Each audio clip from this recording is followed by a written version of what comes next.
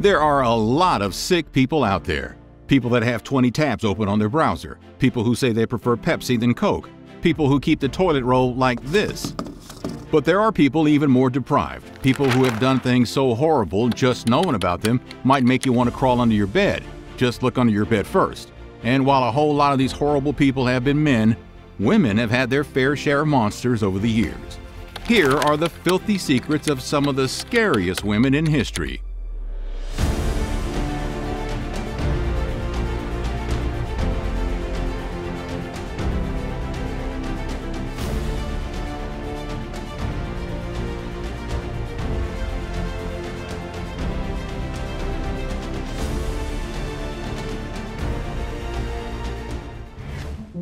Bloody Mary.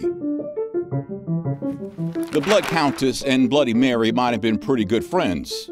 Maybe. I'm not sure how pleased Queen Mary of England would have been about all the dead people piled up in Elizabeth Bathory's Slovakian castle. But if they were Protestants, Mary might have been very cool with it. Mary was a Protestant hater.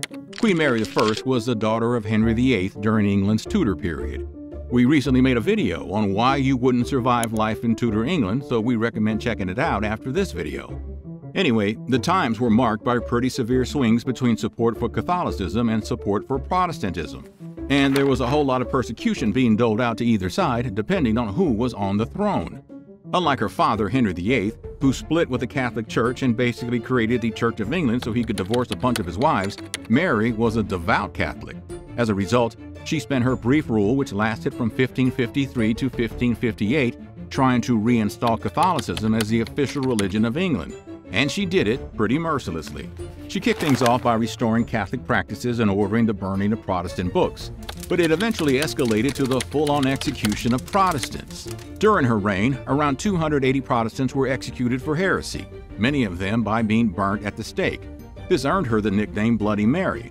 Among the most famous victims were the Protestant bishops Hugh Latimer, Nicholas Riddler, and Thomas Cranmer, the Archbishop of Canterbury, who was heavily involved in Henry VIII's break from the Catholic Church by helping him pass the Act of Supremacy in 1534.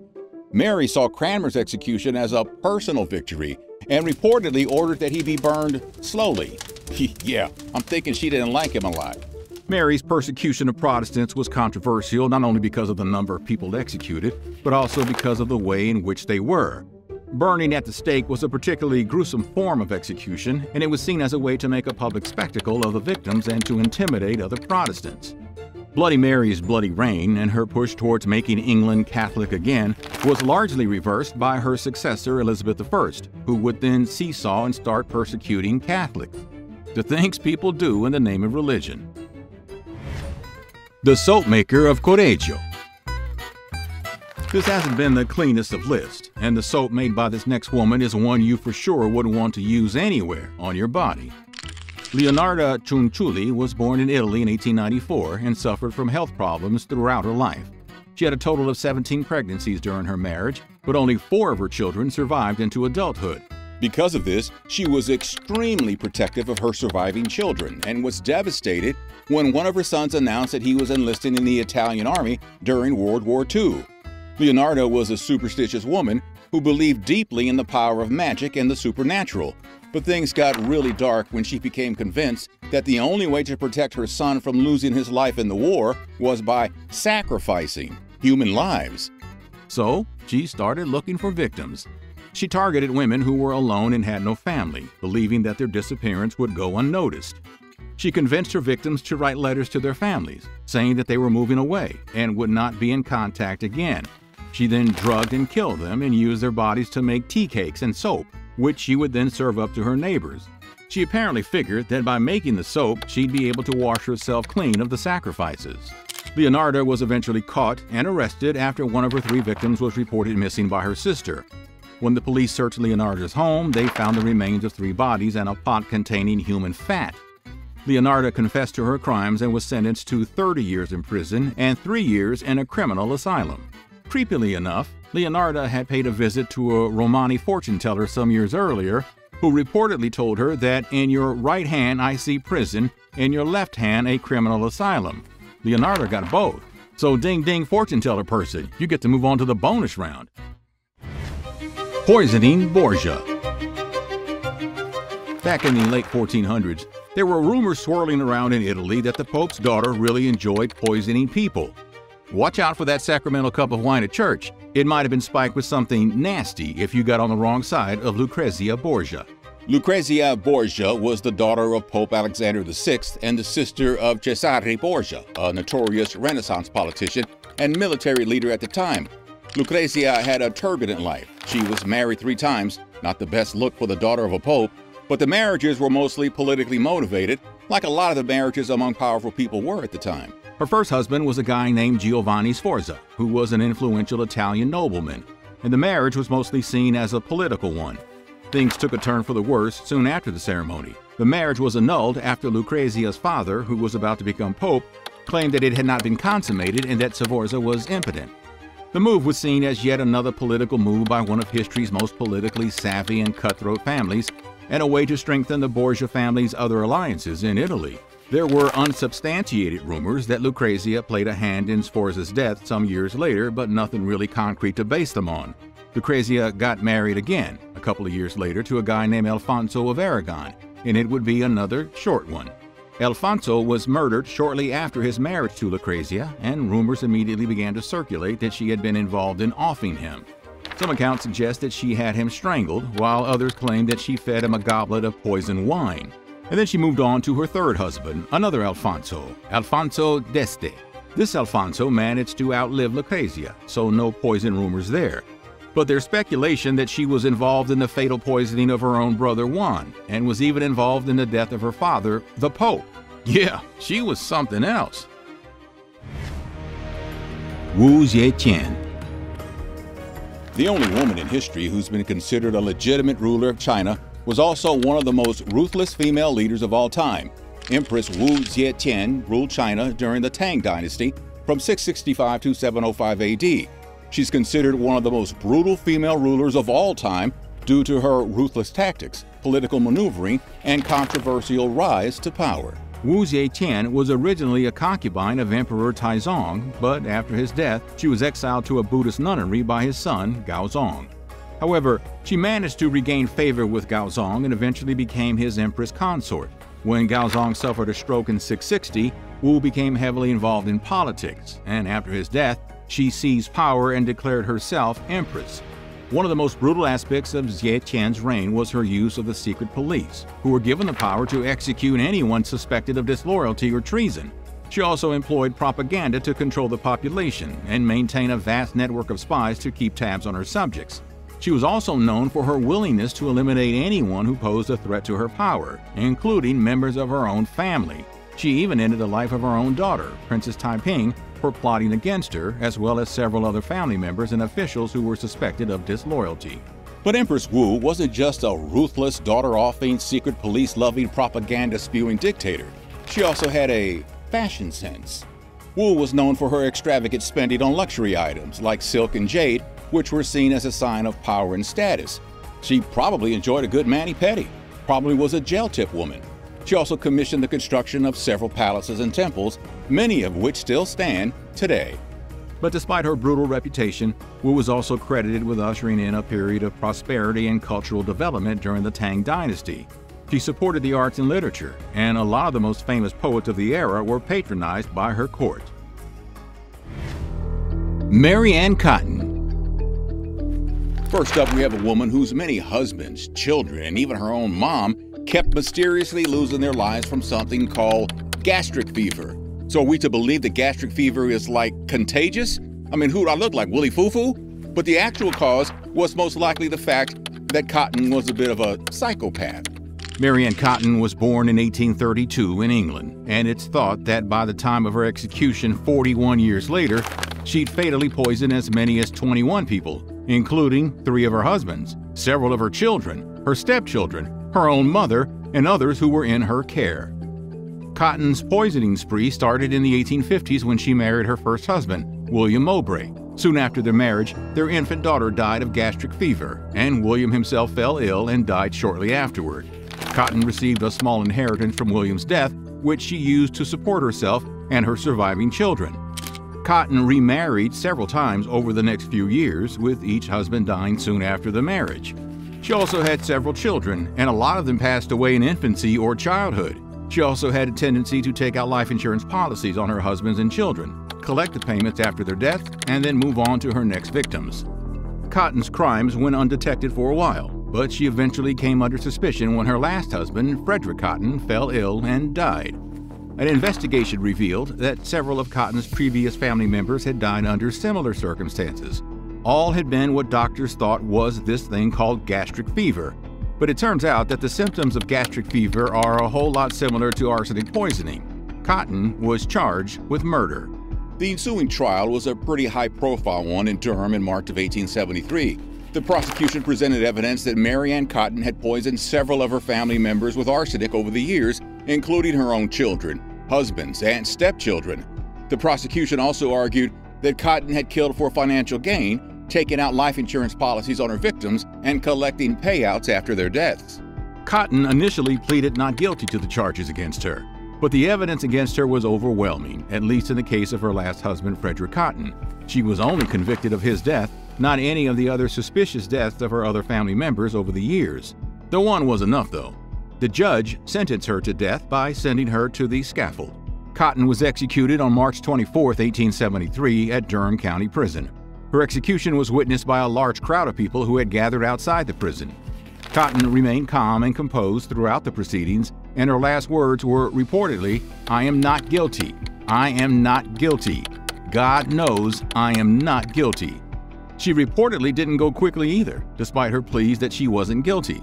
The platform she was suspended from was apparently too low, and when she dropped, she was still, well, alive. And the executioner had to finish the job. Irene the Eye Gouger. Irene of Athens really wanted to be the queen of the Byzantine Empire, to the point where she was willing to gouge out the eyes of her own son. Oh, FYI, there really won't be many good examples of mother-son relationships throughout this video. Irene of Athens was a Byzantine empress who ruled from 797 to 802 CE. She was born in Athens in 752, married Emperor Leo IV in 769, and after Leo died in 780, she acted as regent for her son Constantine VI, but eventually she deposed him and took the throne for herself. Irene's reign was a unique one. She was the first woman to rule the Byzantine Empire in her own right, and her gender was a source of opposition from a lot of her subjects because, you know, the patriarchy.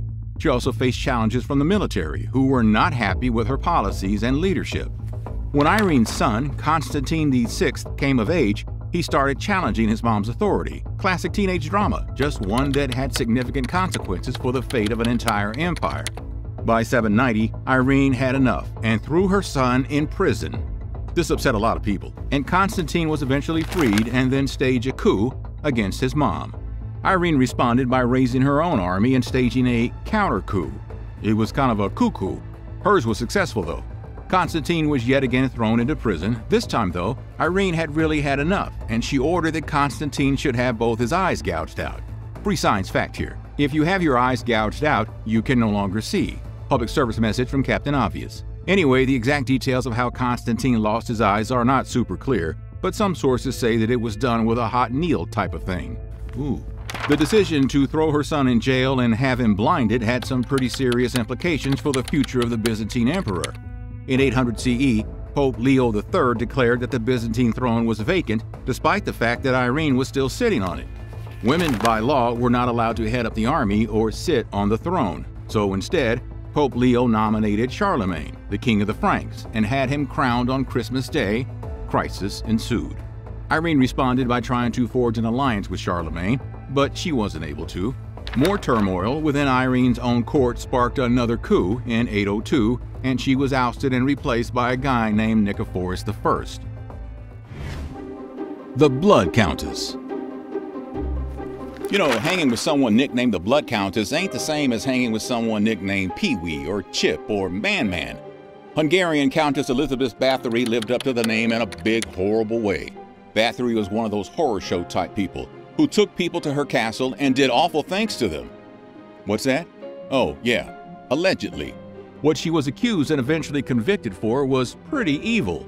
She had apparently tortured and ended the lives of over 600 people, mostly young village girls, in a sadistic spree that lasted for years.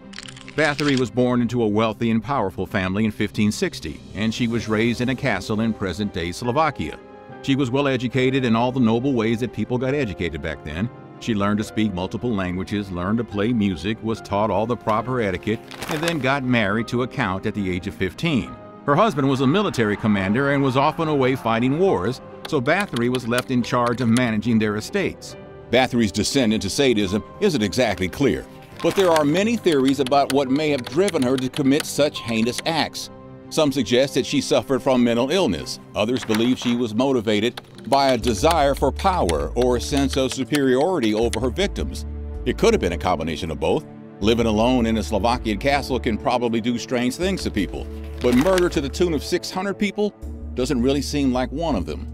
Bathory's torture methods were particularly gruesome. She would reportedly beat, burn, and mutilate her victims using many different tools. The rumors about Bathory's atrocities eventually became too loud to ignore, and she was arrested and tried for her crimes in 1610. She apparently had some accomplices, and a lot of them ended up being sentenced to death. But Bathory herself was spared the hangman's noose, mostly because she was a noble with a castle. Man, if that ain't privilege, I don't know what is. Instead of being sentenced to death, she was sentenced to house arrest, or castle arrest, I guess you could call it. She lived out the rest of her life in plush comfort until her death in 1614, escaping any real kind of justice for the level of heinousness for her accomplices who were sentenced to death. The Mad Monarch of Madagascar. Let's move from a queen who persecuted the believers in just one branch of Christianity to a queen who didn't discriminate and simply persecuted all believers in Christianity. Ranavalina I was the Queen of Madagascar from 1828 until 1861. She's been dubbed the Mad Monarch of Madagascar, and for good reason. She was known for her brutal tactics in preserving Madagascar's culture and traditions, which included the persecution of Christians and the use of mass executions and torture to maintain her power. Ranavalona I's reign began in a time of political turmoil as Madagascar was facing invasion by European colonial powers, particularly the French, whose traders and missionaries started arriving in the country in the 1820s and 1830s. In her defense, she inherited a kingdom that was divided and weakened by internal struggles and threatened by foreign powers, and she was tasked with the not-so-small challenge of maintaining the independence of Madagascar in the face of a lot of adversity. But the way in which she did it wasn't very savory. Ranavalona implemented a policy of brutal isolationism, which meant severing ties with foreign powers and enforcing strict control over her subjects. She outlawed Christianity and other foreign religions and actively persecuted converts to these religions. She also ordered the execution of European missionaries and any Malagasy who associated with them. Ranavalona I's methods of maintaining power were brutal and included the use of mass executions and torture. She would often order the execution of entire villages that were suspected of disloyalty and had her subjects sent to forced labor camps and compulsory military service. Failure to comply would get you punished, and punished severely. One of the Mad Monarch's favorite forms of punishment was something called trial by tangina, or trial by poison. The tangina nut was taken from the tangina shrub, which grew in Madagascar, and was believed to be poisonous. The accused person was forced to eat the nut, and their fate was determined by whether or not they survived. If they died, they were considered guilty. If they survived, they were considered innocent. It was basically the Madagascar version of a witch trial. Ranavalona I's reign came to an end with her death in 1861, and her legacy has been debated ever since. Some justifiably view her as a tyrant who ruled through fear and violence, while others see her as a powerful leader who successfully protected Madagascar from colonization. There are often two sides to every coin. The Psycho-Psychic. It's kind of easy to predict the demise of people if you're the one taking them out. This was the case of Tilly Klimek, yet another insurance-collecting serial killer who was responsible for the deaths of at least 7, maybe more, people in the Little Poland neighborhood in Chicago during the early 1900s. Klimek's first husband, John Metkovich, passed away in 1914 under suspicious circumstances. She then married a guy named Joseph Rudolph shortly after, but he kicked the bucket too. Legends have since swirled that she believed she was actually predicting the deaths of her husbands, while at the same time giving them lethal doses of arsenic. Pro tip here, it's easy to predict the death of someone when you're poisoning them. She apparently told a neighbor that she'd been having dreams where her dear Joseph would soon meet an untimely end. It's unknown whether her dreams involved cashing in her second husband's life insurance policy, which she did. In addition to her husband, Klimek was suspected of poisoning several other people, including neighbors, relatives, and friends. She reportedly poisoned them with food or drink laced with arsenic. She was particularly fond of giving them little arsenic candies as tokens of neighborly goodwill. But when her third husband, Joseph Klimek, fell ill, the authorities became suspicious. They dug up the bodies of her previous two husbands and found that they contained lethal levels of arsenic, and the jig was up for Tilly. At her murder trial, she reportedly wore a mourning hat that she knitted after the death of her second husband and made more claims that she could physically see the demise of her husbands before they actually happened. A wrinkle in the whole story was that there was an apparent theory that didn't just involve Tilly. As the investigation into Tilly Klimek's crimes continued, the Chicago papers began to report on a larger pattern of mysterious deaths in the Little Poland neighborhood. Other wives in the area were arrested and accused of being part of what was dubbed the Bluebeard clique, which was led by Klimek, who allegedly had been teaching them her methods for poisoning their husbands and was considered some sort of psychic high priestess in the art of arsenic candies and insurance collection. In the end, Tilly Klimek was the only member of the Bluebeard clique to be convicted of murder, and she was sentenced to life in prison, where she stayed until she died in 1936. The Black Widow. There have been a few psychopaths over the years who've been nicknamed the Black Widow. It's not a particularly creative one, but it fits the MO of a lot of pretty psychopathic women over the years.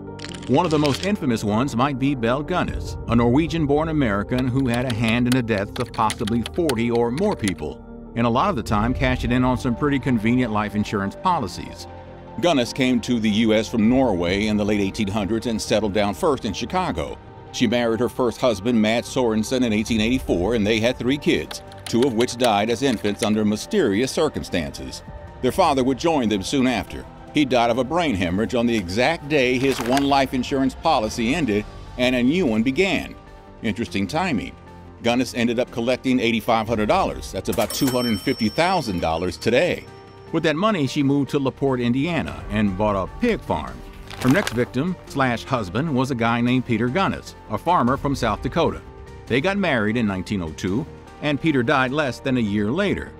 Bell claimed that he was killed in an unfortunate meat grinder accident while he was chopping meat. Ooh.